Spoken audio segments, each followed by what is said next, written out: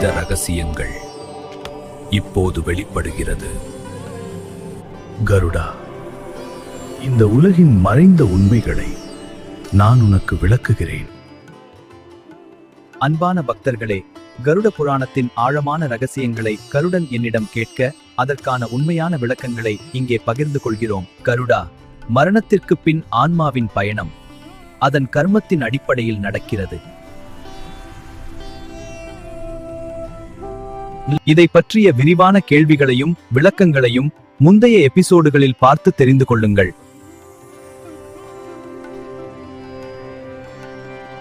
பெருமாளே, நரகத்தில் துன்பப்படுகிற ஆன்மா விடுதலை பெற முடியுமா? அதற்கான வழி என்ன? கருடா, நரகத்திலிருந்தும் விடுதலை பெற ஒரு உயர்ந்த வழி இருக்கிறது.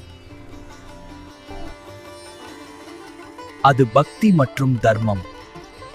மனிதன் வாழ்க்கையிலேயே நல்ல செயல்களை செய்தால் அவனுக்கு நற்கதி நிச்சயம்.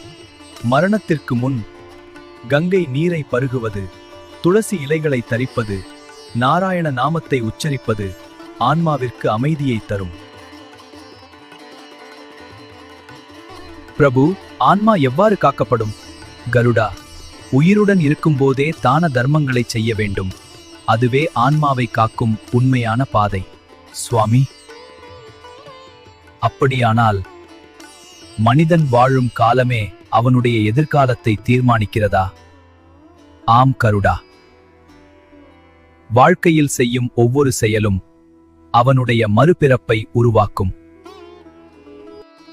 சுவாமி, மோட்சமடைய வழி என்ன? அதை அடுத்த பகுதியில் அறிந்து கொள்வோம்.